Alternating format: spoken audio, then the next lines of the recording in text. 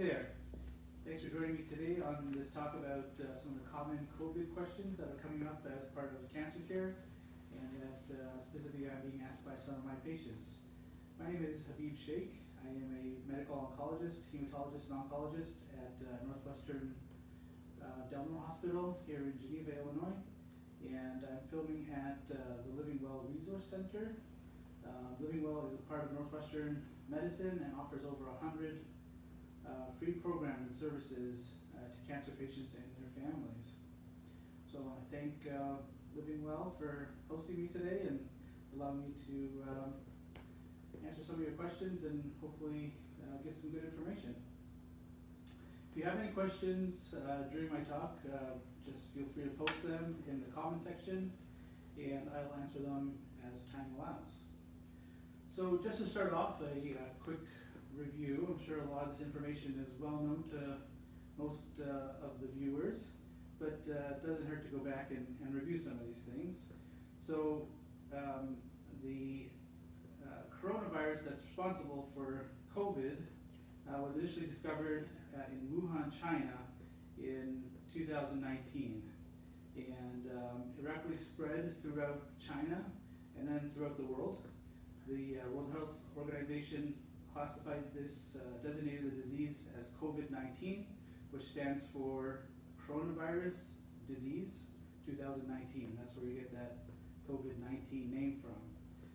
The virus is designated as a SARS-CoV-2, which stands for Severe Acute Respiratory Syndrome Coronavirus 2. And so if you hear some of those terms, that's where they are coming from. The questions we have regarding cancer care is, okay? Yeah, we're good. Some of the questions that are coming up when it comes to cancer care and this COVID virus is what we're here to address today. And delivering cancer care during this crisis is challenging, but something that we are becoming better and more adept at dealing with. On the one hand, cancer is such a varied disease and such a dangerous disease in and of itself, and then now we're dealing with the infectious complications of COVID-19 and the potential increased risk of mortality from that as well. And so these kind of two competing things makes it a bit of a rock and a hard place, but I think something that we're getting better at navigating, and hopefully we can talk a little bit more about that today. So who is at risk for developing COVID-19 or developing more complications from COVID-19? We know that older patients tend to have a more difficult time with it, especially patients over the age of 65. Patients living in long-term facilities or nursing homes have a much higher risk as well. In addition, patients who are pregnant, patients who have underlying medical conditions like diabetes, chronic lung disease, even hypertension, those patients tend to have an increased risk for complications. Patients with weakened immune systems, whether it's from chemotherapy or from radiation therapy, are also at some increased risk, as well as some of our other patients who we see at the cancer center, including patients with sickle cell anemia, patients with chronic kidney disease, patients with chronic liver disease, and patients who have had their spleen removed for an underlying reason, whether it's cancer-related or due to a benign etiology. Those patients will also be at an increased risk for complications from the COVID virus. We also know that patients who are obese, who have a high BMI, greater than 40, are also at increased risk for complications. Questions come up about what treatments are available if you do develop the disease, or develop COVID disease. Some of the ones that we've heard a lot about on TV and on the internet are hydroxychloroquine, and studies are still ongoing, although there are recent results from a VA study that was published recently, about 100 patients who were treated with hydroxychloroquine, and they were compared to a control group, but this was what we call a retrospective study, so it wasn't a randomized control study, which is kind of where we got our best information. In this retrospective study, there was no benefit to hydroxychloroquine for those VA patients. In fact, some of the data actually suggested they did a little bit worse than the control group. But again, that study is early and has not been peer reviewed and is not considered as high quality study as we get when we do a randomized control study. Those randomized control studies are underway, and hopefully we get some more information in the near future regarding hydroxychloroquine. Also, other medications in the news, there's remdesivir, which is an antiviral agent. And early studies do suggest some benefit from remdesivir, but the best way to treat patients is on clinical trials still for remdesivir. And so I know that at Delmore Hospital and across the Northwestern system that there are clinical trials for patients who are in the hospital and sick with COVID, that there is a trial open for remdesivir as a potential treatment. In addition to that, you'll also hear about plasma, convalescent plasma. So patients who've had COVID and who have now recovered, they develop antibodies to help fight the infection, and we can isolate those antibodies in their plasma. And so we call that convalescent plasma. And so they're seeing that if we can isolate those antibodies and give the plasma to sick patients, for patients who have previously recovered, will the patients do better? And some early studies also suggest some benefit with that approach. But again, we're still very early on when it comes to how to best treat this. But those are some encouraging results with remdesivir and the convalescent plasma. Regarding what we can do to prevent ourselves from getting this in the first place, the most important thing that we can do is either what we call social distancing, or I think what a better term these days is physical distancing. So social distancing sounds like you're really isolating yourselves from other people, and we actually don't want that. We want you to be socially engaged, but we want you to be physically distant. And just like we're having this program today, we're interacting socially, but we're not interacting physically. And so that's the difference. We want patients to have the physical distancing, but still remain socially engaged. I think that's an important distinction that sometimes when you use the word social distancing, it kind of gets lost. That really is more about the physical distance that we want to keep from each other, but it's really important that we maintain these social binds that make the society what it is and allow us to be humans. So definitely avoid close contacts even at home if they are displaying any symptoms. If there's someone at home who has cough or cold symptoms or has a fever, they need to be in a separate part of the house, especially when it comes to our cancer patients, that we do not want them to interact with anybody who is actively sick. So it can be a little bit difficult when there's a household member who has it, but as much as possible we want to maintain as much distance from any sick contacts as possible. When you're going out, we want to practice again, hand washing very frequently. That's washing your hands with soap and water for at least 20 seconds, or using an alcohol-based hand sanitizer to make sure, very frequently when you're out to be doing those kind of things. There's also recommending that patients wear a mask when they go out for a variety of reasons, maybe not so much as airborne precautions, but as a way to protect other people when you're speaking or even when you're breathing. Some of the particles can escape, and so as a way to protect other people, if everyone covers their mouths, we'll be able to reduce the transmission rate that way. And also as a way to prevent you from touching your face. A lot of the surfaces that we come in contact with, the way COVID spreads is you touch a surface and then either touch your mouth or touch your nose or touch your eyes, and that's an entry portal for the virus to get in. So we want to avoid touching your face as much as possible, and the mask can help maintain that. There's a question about wearing gloves that sometimes patients are asking whether or not they should be wearing gloves when they go out or come to the cancer center or go out shopping. We actually do not recommend wearing gloves, because when you're wearing gloves, you're actually not going to wash your hands as much. And any surface you touch, if it is infected, then every other surface that you touch with those gloves will also become infected. And so you're going to spread the virus much more by wearing gloves than you will by not wearing gloves and washing your hands more frequently. So the recommendation right now is to not go out and wear gloves. Even at the cancer center, if you come to see us at the cancer center, if you're wearing gloves, we actually will ask you to remove them because you may be bringing germs into the cancer center. We really want to avoid that. Symptoms to be aware of, if you're wondering about whether or not you have the coronavirus. The number one symptom is fever and cough. So those are the symptoms to be mostly aware of. But there are other symptoms that we're becoming more aware of. Sore throat is another potential presenting symptom. Loss of taste is also being brought up as a fairly specific symptom, although we can see that with other viruses as well.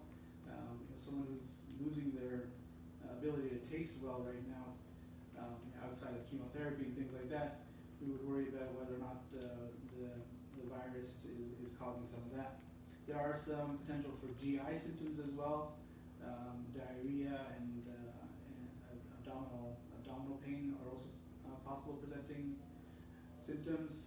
And we're also noticing that in elderly patients, none of these symptoms can be present. That sometimes it's just fatigue or impairment of cognition, where they're a little more sleepy, acting a little bit differently. Sometimes that can be presenting symptoms, especially in older patients. So things to be aware of. Now, if you do have these symptoms, how do you go about getting checked out, and what should you do? I would say the first and foremost thing, especially if you're a cancer patient, is call your oncologist's office. If there are mild symptoms and you have a low-grade fever and just a mild cough, we don't have to check you. We don't have to do testing in order to be diagnosed with the infection. And in situations like that, if you're otherwise clinically stable and feeling well just with mild symptoms, probably just best to stay home in a situation like that. A lot of the treatments are just supportive, so if you have a fever, using Tylenol. If you're having diarrhea, staying well hydrated, those type of things are appropriate. If there's a cough, you can use some cough suppressing medications for just symptomatic relief. If you do have more severe symptoms, the emergency room is still the place to go in a situation like that for severe symptoms. Right now, the emergency rooms are equipped for patients coming in, and so that would be the other option if you have severe symptoms, to go to the emergency room or to call 911. Our emergency responders are doing an amazing job, and they are treating all patients when they get calls as potentially having COVID, and so they are taking the right precautions to both protect themselves as well as protect our patients. Just a little bit about cancer care in general, and then maybe we can get to some questions. So, delivering cancer care, cancer is such a varying disease, both in its presentations as well as in its severity. So much depends on the actual diagnosis, on the actual stage of the disease. In certain circumstances, some cancer patients can very safely defer their treatments for sometimes months without compromising their long-term outcomes. Whereas some cancer patients need to be treated right away, and it really comes down to your treating oncologist to help you make that decision. But I'll give some examples. Someone who comes in who gets diagnosed with a low-grade prostate cancer based on an elevated PSA and a biopsy, who has a very low Gleason score and just a borderline PSA, that patient can probably wait several months before seeking care. Sometimes we can just do what we call active surveillance in a situation like that, but even if they wanted to do treatment or if treatment was indicated, in a situation like this where elective procedures are at a time like this when elective procedures are being deferred, it's very safe to defer treatment in a situation like that. On the other end of the spectrum is a patient who comes in with, God forbid, an acute leukemia. Those patients need to be in the hospital, need to be treated with intensive chemotherapy, and we don't want to wait on something like that. So it runs the whole spectrum of being able to defer treatments for an extended period versus having to treat patients regardless of what else is happening. I think we can try and get to some questions. There's a question from Heather B that we got earlier, and it is asking that as a breast cancer survivor for almost 5 years now, who is on an estrogen blocker, what specifically is a aromatase inhibitor, or an estrogen level reducer, what impact, if any, is there on blocking estrogen and having risk and survival rates should she encounter COVID-19? It's a great question. Thanks for asking. Aromatase inhibitors are not considered to be immunosuppressing, and so we worry less about a patient like that than someone who is maybe getting chemotherapy for breast cancer, because when you're getting chemotherapy, your body's immune system is suppressed, especially the white cells are the ones that we worry about the most. Those are the cells that help fight infections, and chemotherapy can cause those to decrease sometimes to dangerously low levels. Whereas if you're on a medicine like an aromatase inhibitor, like aromasin, or even on a medicine like tamoxifen, those medicines work at the level of the hormones and don't have as much of an impact on the immune system, so we would not expect as much of an impact on the patient's underlying risk. There are some caveats to that equation though. Did the patient previously have chemotherapy as part of the treatment? In which case, the prior chemotherapy may have an impact. Also, the type of chemotherapy as well. Some chemotherapy can be damaging to the heart muscle as well as to the lungs. And so, with that caveat, that prior chemotherapy may change some of those numbers a little bit. An additional question. Should we be checked if we have already encountered COVID-19 because of having had cancer? And I think the answer to that question currently is no. That there's no indication for asymptomatic patients to be tested if there is a prior history of cancer at this point. No universal guideline to do that.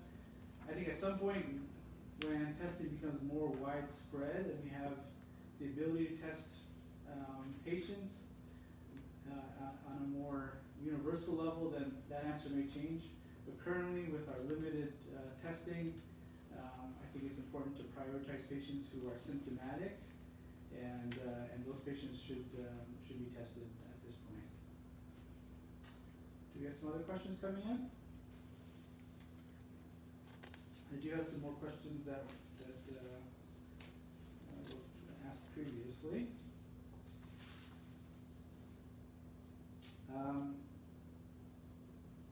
If I get tested and I'm negative for coronavirus, what should I do if I still don't feel well? Another good question. Patients who are on chemotherapy for their cancers are at risk for infections independent of coronavirus. We still have patients actively in the hospital with pneumonia that's not due to coronavirus, that are in for urinary tract infections that are not related to coronavirus. So absolutely, if you're not feeling well, you still need to get checked out. And if it's severe symptoms that require you to go to the emergency room, that's still the right place to go. If there are more mild symptoms, and you can talk to your medical oncologist first or your primary care doctor first. If there are more mild symptoms, then you should be treated accordingly. So if you're still symptoms of not having the coronavirus doesn't mean that you're not sick, and so you still need to get checked out and treated appropriately. Can I go to work? Should my caregiver go to work? Again, I think it depends on the specific scenario. If there's someone who's actively being treated for cancer and they are on a treatment that causes myelosuppression or immunodeficiency, then those patients I would worry about their contacts, their close contacts, their household members going out for work. Now, if it's a situation where they're in a field where they have to go, then you make do the best that you can.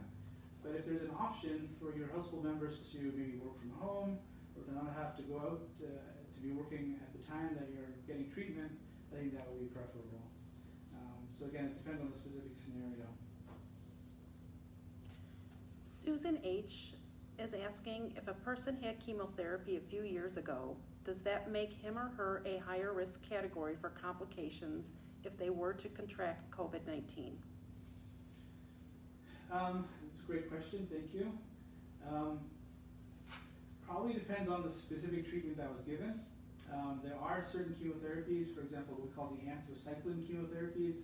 We use those for certain lymphomas and leukemia. We also use those types of chemotherapies sometimes for breast cancer. Those anthracycline chemotherapies can cause damage to the heart. And so we know that patients who have underlying cardiac risk will be at increased risk for complications. There's other medicines that are not good for the lungs. And so depending on the specific chemotherapy, not only during the chemotherapy portion where the myelosuppression or the low blood counts can be there sometimes can be long-term complications from the chemotherapy or at least somewhat compromise of the heart or lungs that will put you at some increased risk for complications. In situations like that, again, it's hard to quantify, it depends exactly how long ago it was, what doses of medications were given. But in situations like that, it becomes more important than normal to practice that physical distancing we talked about, and to really reduce your chances of catching the virus in the first place. A question came in from Pat H. If I have had radiation to my left breast, am I more at risk of lung and heart damage and also higher risk for coronavirus? That's a great question as well. We've gotten much better with radiation therapy in terms of reducing the risk as much as possible to the heart and lungs, especially when we're talking about left-sided breast cancer, where the heart is and the lungs are there as well. The way they try and point the beams, we try and avoid as much as of those tissues as possible. So I would say, generally speaking, unless the tumor was very close to those structures, generally speaking, there's probably not a very high risk of complications from radiation. But it depends exactly where the tumor was and how much of the heart and lungs got some of that scattered radiation. And so it's something you can maybe talk to your radiation oncologist about, whether or not the heart and lungs were involved in those fields. Generally speaking, like I said, they try and do as much of a job as possible of avoiding those structures, because we do worry about long-term issues with cardiac disease and pulmonary disease independent of the coronavirus. So they really do as much as they can to avoid those structures. What precautions do I need to take when I come in for treatment? And is there a chance I will be exposed to coronavirus when I come in for treatment? That's a great question, and what we are trying to address actively on a day-to-day basis at the Cancer Center. We are doing what we can to reduce patients' chances as much as possible. At the Delano Cancer Center, actually across Northwestern System, there is policy in place where we're not allowing visitors anymore. Even though visitors are critical for cancer patients for support, right now the risk of spread is so much that we want to reduce it as much as possible. So we're restricting visitors. We've also implemented telemedicine visits, so we are restricting the number of patients that are even coming through the door. If you're not actively on treatment and we can see you instead of in person via video or telemedicine, we are doing that. So that's reducing the number of patients coming through. We are screening patients when they come through the door. Both doctors, staff, and patients all have to have their temperature checked as they come through the door to make sure nobody has fevers. And if you do have a fever, then we have to return patients, either back to the emergency room or back home, because we do not want this virus to spread through the cancer center. There's a mask policy throughout the cancer center as well, so all patients coming in have to wear a mask, all staff coming in has to wear a mask, and we're at increased cleaning crews through the cancer center. So lower volumes, lower number of patients, less visitors, screening, masks, more cleaning. That's what we're doing to try and reduce the chances as much as possible. And if you need to come in for treatment, you should still come in for treatment. Can we guarantee that there is a zero risk? There's no such thing as a zero risk situation, but I think we're doing the best we can to reduce the risk as much as possible. Are there medicines I can take during treatment to lessen my risk? It's a good question, and something that I wanted to get to as well. So there are certain questions that you should have for your oncologist or for your healthcare provider, and some of them we talked about, but I'm going to address that one in a minute. In general, I think questions you should ask is, can treatment be safely deferred? Whether it be surgery, whether it be radiation, or whether it be chemotherapy. So that's probably the first question to ask, is treatment really necessary at this point? And the answer may well be that yes, we do need to treat, and we are still treating a lot of patients at the cancer center, and we're doing what we can to accommodate the situation. So the next question to ask is there a chemotherapy that may be less myelosuppressive? So if you have the option that you're starting a new chemotherapy, and we'll use breast cancer for example. Let's say, God forbid, a situation where you're diagnosed with an advanced stage of breast cancer. In those situations, you have options for treatment.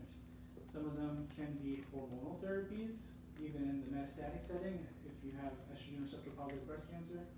Some of them are chemotherapy options. And in a situation like this, where during non-COVID-19 times, the oncologist may be a little more prone to recommend chemotherapy as a first-line option.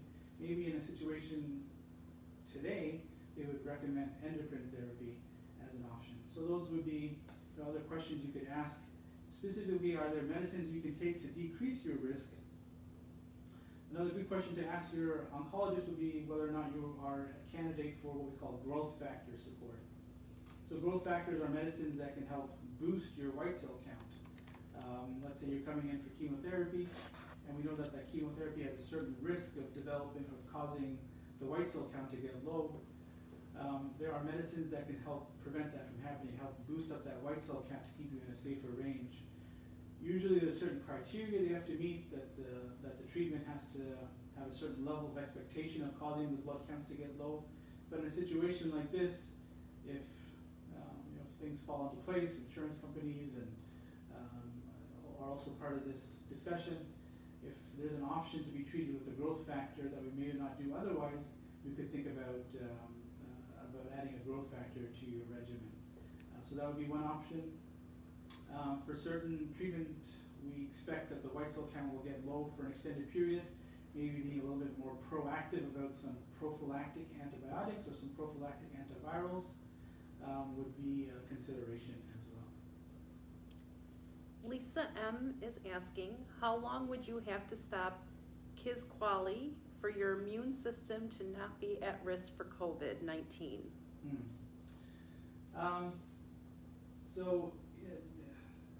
There's a bit of a difficult question to answer. I think it's an extended period. It would be several weeks to maybe even months before your immune system returns to normal in a situation like that. So I think that period would be a long period. It wouldn't be a short period. If you need to continue your treatment in a situation like that, I would continue. If there's a way to defer treatment, then it's okay to defer safely. Can you explain the effects of lymphedema and COVID-19? Is there an increased risk for ongoing chemotherapy and lymphedema versus chemotherapy alone? Can you repeat the question? Can you explain the effects of lymphedema and COVID-19? Is there an increased risk for ongoing chemotherapy and lymphedema versus lymphedema alone? I think maybe they're asking if COVID-19 will cause an increased risk for lymphedema if you're getting chemotherapy. I don't see necessarily a correlation between that. Lymphedema for someone who's had breast cancer, especially if they've had their lymph nodes removed, what can happen in a situation like that is that the fluid in the extremity, in the arm, has a more difficult time of moving back into the circulation, and you can get fluid building up in the extremity. That's what we call lymphedema. So that's more common in patients who've had their lymph nodes removed. But it can also happen because of radiation. If you have radiation to the underarm, to the axilla, and so a combination of surgery plus radiation plus chemotherapy, those things are underlying risk factors for developing lymphedema. If you have the COVID infection on top of it, I don't think that would make the lymphedema worse. But the underlying issues we talked about, chemotherapy, radiation, and surgery are the main risk factors for lymphedema.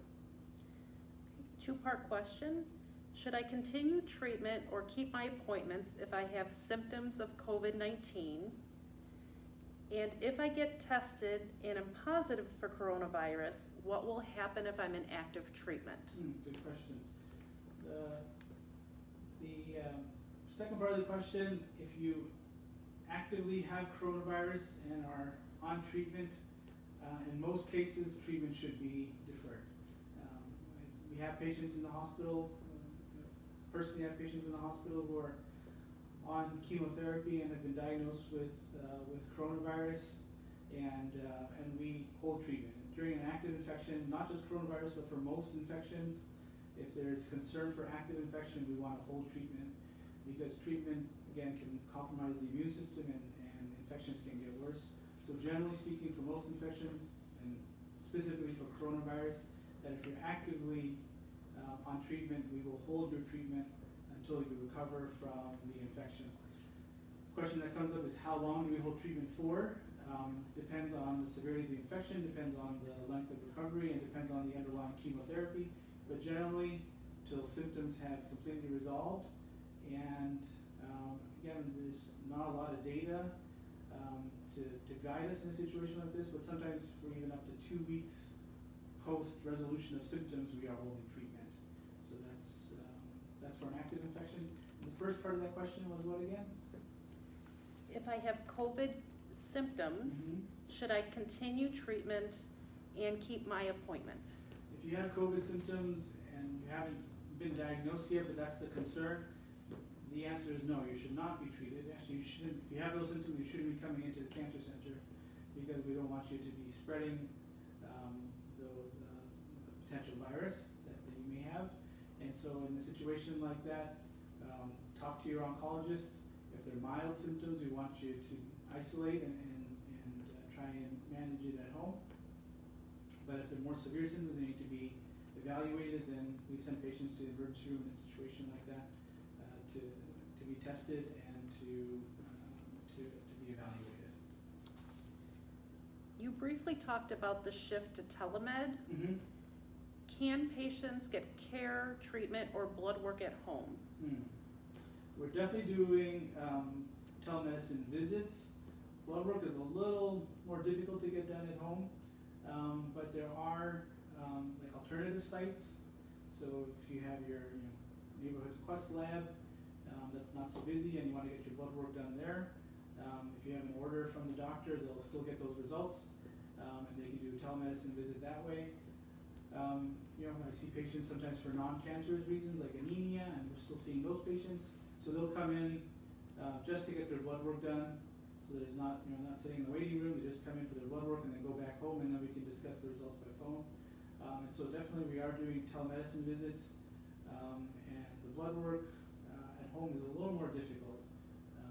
So usually you still have to go out to get the blood work done. But sometimes it can be deferred. If it's just someone who has mild anemia, and we're just doing a follow-up visit because they had issues before, but they're currently asymptomatic, it would be fine to wait a month or two before getting those labs and follow up with your doctor. Rick, C is asking, are there some cancers that are more at risk for COVID, or are all cancers at the same risk? Yeah, it's a good question. I think there's definitely a variance depending on what kind of cancer you have. Some cancers, again, we talked about maybe a low-risk prostate cancer that you're not actively being treated for. Those patients, assuming they have none of the other risks like age and other comorbidities, those patients will be at much less risk of complications from COVID than someone who has an underlying blood-related cancer or someone who is actively being treated for cancer and is myelosuppressed or immunocompromised because of their treatments. So the answer is there's a great variance depending on the cancer, depending on the stage, in terms of patient's risk. And that's why it's important, in a situation, in a talk like this, it's impossible to talk about specifics because there is so much variance. I think it's important to have these conversations with your medical oncologist or your primary care doctor so you're getting advice that's really tailored for you. All right. Thank you so much. Thanks again to Living Well. I believe these are going to be weekly programs, and there's another scheduled talk next Tuesday by Dr. Bear. Thank you so much.